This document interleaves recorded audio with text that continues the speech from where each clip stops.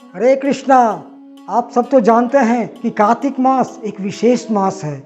इस मास में श्री राधा दामोदर की हम उपासना करते हैं, उनकी पूजा करते हैं। इसीलिए इस मास को दामोदर मास कहते हैं।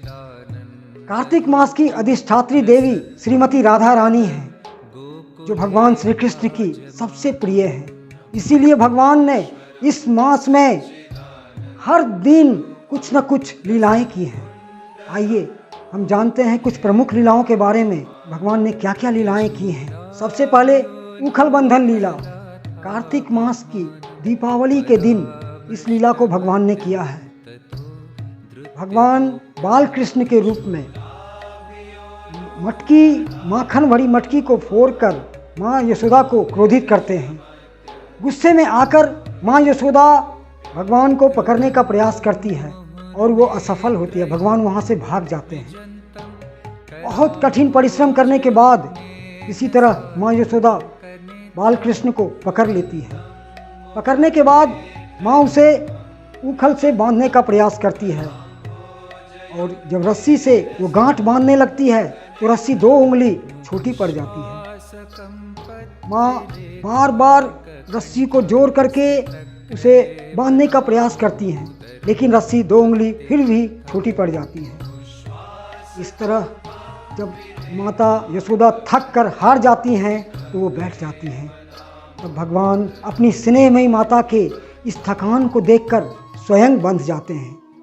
तो इसलिए उनका नाम दामोदर पड़ा है। दामोदर का अर्थ है दाम मतलब रस्सी, उदर मतलब पेट।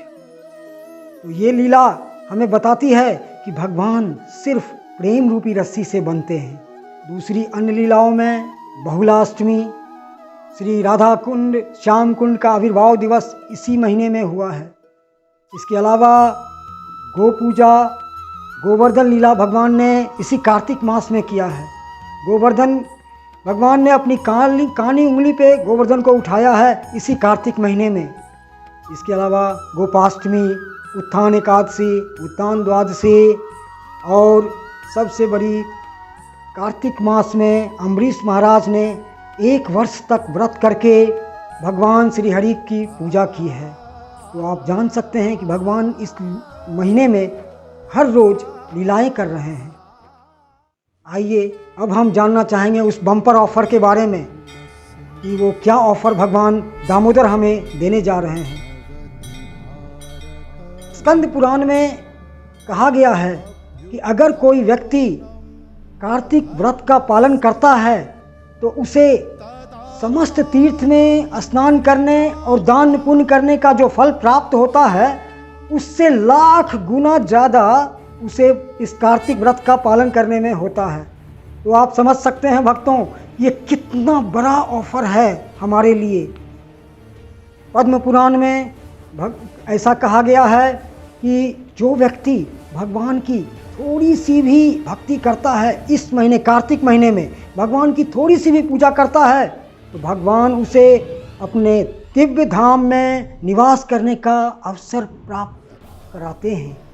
वो भगवान के दिव्य धाम जाने का योग्य बन जाता है। तो ये अवसर, ये ऑफ़र हमें मिल रहा है इस कार्तिक महीने में भगवान की तरफ से। आपसे विनती है कि आप इस ऑफ़र को अपने हाथ से मत जाने दीजिए, ये अनमोल ऑफ़र है।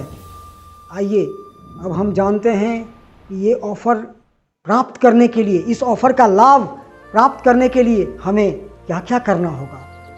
सबसे पहले हमें ब्रह्म मुहूर्त में उठना है। ब्रह्म मुहूर्त में उठने के बाद हमें स्नान आदि करके नाम जप, भगवान का नाम जप करने के बाद हमें आरती करनी है। आरती करने के बाद हमें तुलसी महारानी की सेवा करनी है।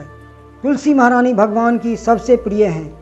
जब हम तुलसी आरती करते हैं तो हम कहते हैं नमो नमः तुलसी कृष्णा प्रेयसी नमो नमः।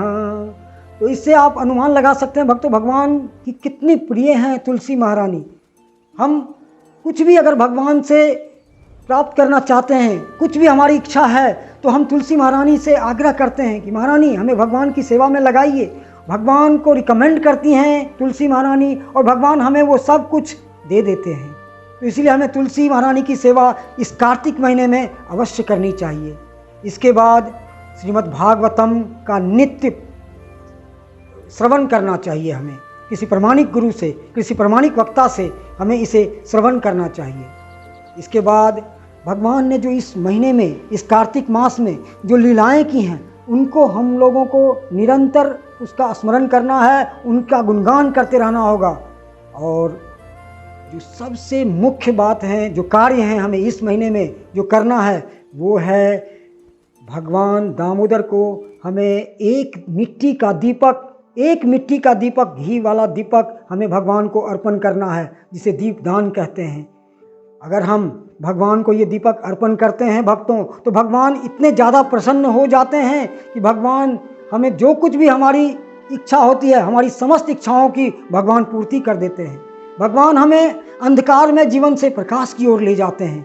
इस दीपदान का ये महत्व है। तो इस महीने में हमें दीपदान अवश्य करना चाहिए और हमें दामोदर अष्टकम पढ़ना है और इसके अर्थ पर चिंतन करना है। और अंत में हमें ब्रह्मचर्य का पालन करते रहना है पूरे महीने भर, और जितनी ज़्यादा हो सके हमें वैष्णव अपराध से बचना है।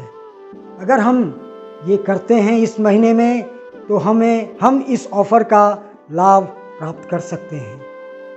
लेकिन आपके मन में एक प्रश्न उठ रहा होगा भक्तों कि क्या आज तक किसी को इस ऑफ़र का लाभ मिला है? भगवान ने किसी को ये ऑफ़र दिया है?